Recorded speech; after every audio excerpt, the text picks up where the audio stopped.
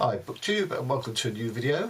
This is me in the just having got up look because I really want to talk about this book, A History of Violence by Edouard, which I saw Sean, the Book Maniac, talking about in one of his Friday reads, and then a couple of days ago he posted his review of it, and it's not directly a response to that, but I think it's fair to say we have very different reading experiences of this book.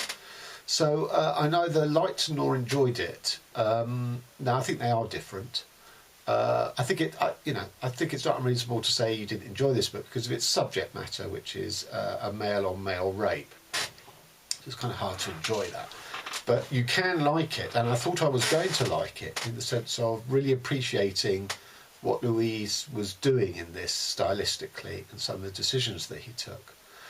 But actually, through the writing itself, I came not to like it. And ultimately, though, I think it's a really important book because for me, it made me ask serious questions about fiction and literature itself. So I gave it 3 stars because it raised these questions for me. Otherwise, I probably would have given it 2 stars. Okay. So, you know already, I've told you that it's about a rape. But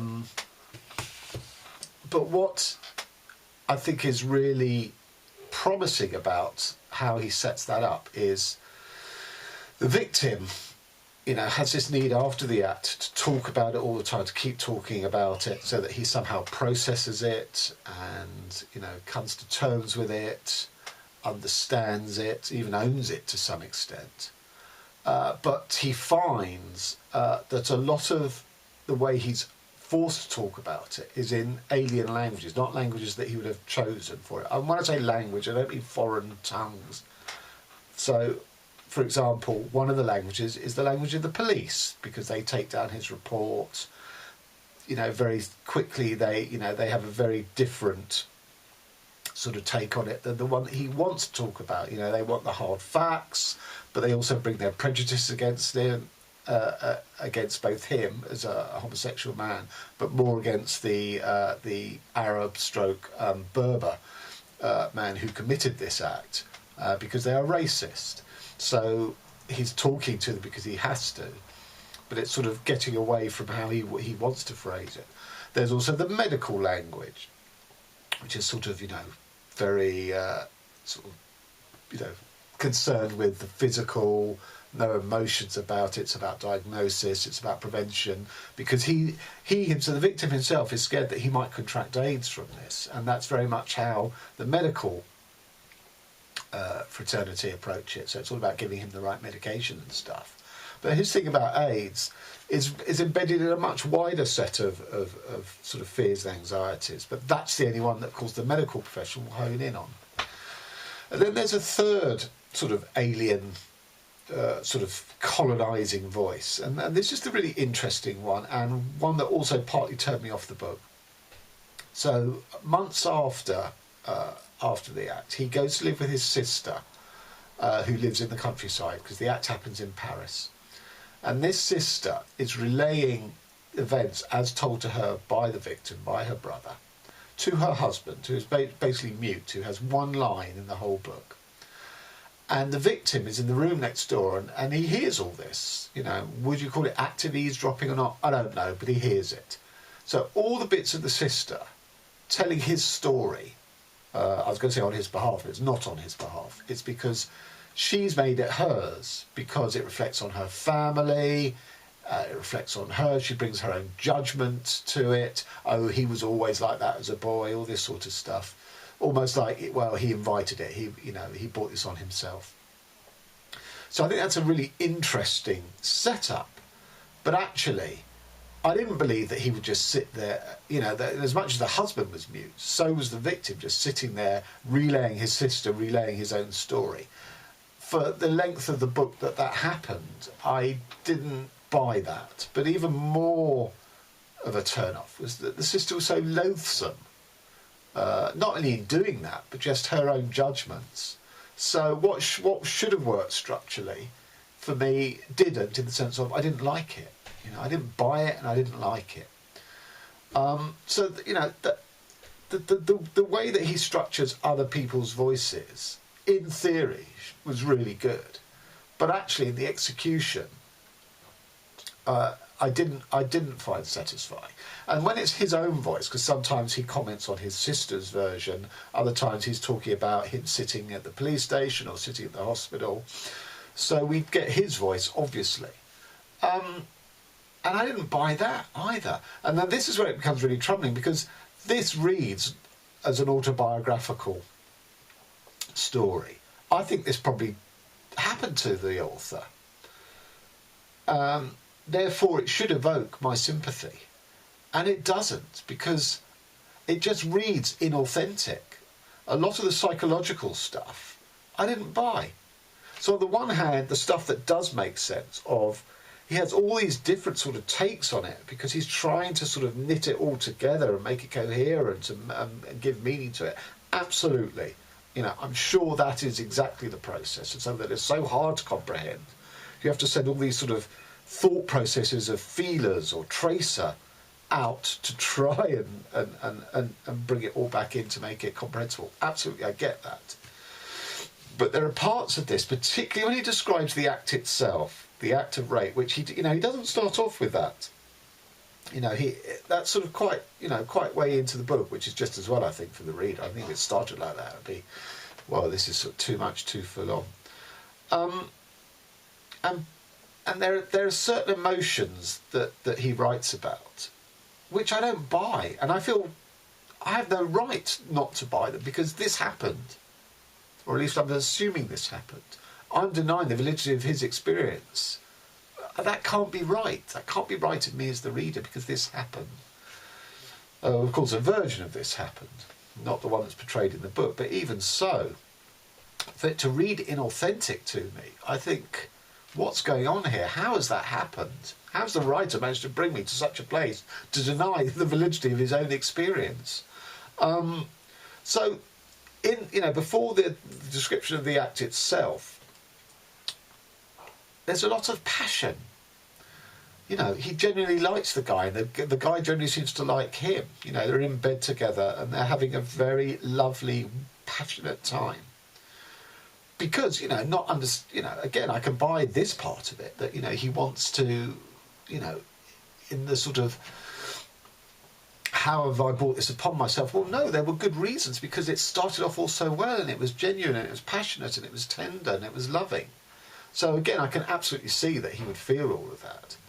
And if the book ended when they were in bed together and they'd had a great time, it would have been a totally different book. It would have been a romantic book. But of course it doesn't. But what I didn't, and that was, all of that section was fine. And I understand it's as I say, it's for him to sort of justify how he ended up in that situation in the first place with the guy in his house, in his flat. Because it was a good thing to begin with. So that's absolutely fine. And the touchstone point, the violence, this is called a history of violence. Just history of violence. And the touchstone violence erupts from nowhere and is very fast, very rapid. And again, that is how violence is. Violence is quick, So again, I bought into that, but I didn't buy into where it came from in the Rapist. So basically, the rapist has sort of taken things from Edouard's flat and sort of stuffed them in his clothes, not as keepsakes of of wanting to remember a passionate, loving encounter. No, he's a thief. And Edouard sort of gives him a hug as they're about to part and feels his iPad under the guy's coat and sort of takes it out. What are you doing? And even that, at that stage, there's no sense of anything about to kick off here or erupt. But Edouard wants his phone, knows his phone's gone as well, and that's the thing he really wants. He's almost prepared to let the rapist take everything else, but the one thing he wants is his phone, because his phone has a couple of photos of really dear friends on.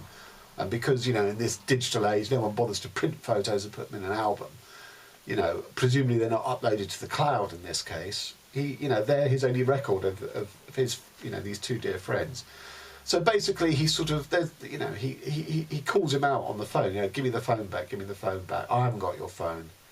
And they sort of do this sort of charade of going around the flat looking for it when they both know that the guy's got it. And Edouard says something that dishonours the man's family or his mother, and it all kicks off from there. And the guy goes berserk, ties him up, rapes him. But that whole thing about the phone, I didn't buy, I didn't believe, and I'm sad to say neither did Clara. Well, no, she did believe it because she said that's exactly how he would have been. But I didn't believe it, and I didn't believe the rapist, was absolutely fixated on the dishonour to his mother and his family. Now, maybe that's a cultural thing, I don't know. But that seemed to be the touchstone for the whole book being flipped and the violence. But I didn't buy it. I didn't buy... once the initial rape has happened, then there's sort of, he unties him, and Edouard has, it could have ended there, but no, it keeps going in terms of they've sort of managed to almost get back to the sort of the tenderness and the intimacy, which I didn't buy. And then it sort of rolls on, and he rears up and gets provoked again, and Edouard has several times to escape and doesn't, because I just didn't buy any of that at all. It was incredible to my mind. But again, but maybe that's exactly how it did happen. So again, I don't like being put in that position of this doesn't read right to me, and yet it probably happens considerably like that. So I was really struggling with the voice of Edouard himself. I liked the idea that there were all these different sort of bits of it that he was trying to bring together, that there was tenderness and love, because that, there was guilt and shame and blame and recrimination. Why did I bring him into my room? I was walking home slightly drunk, 4 o'clock in the morning, Christmas Eve. Inviting a stranger up into my room. So I understand and liked the idea that there were all these different emotional strands. That some of the key ones and as to behind the event of the rape happening itself, I didn't buy. But then what tipped it over for me, and this brings in the real big question for me about fiction, is in the middle. I mean, it's presented as an interlude. There's a 2 or 3 page essay about William Faulkner's novel Sanctuary, which also contains a rape, although it's a rape of a woman, not rape of a man. And that seems to me to be Edouard Louis saying, this is literature. My book, History of Violence, will be in the same continuum, the same canon as William Faulkner's Sanctuary,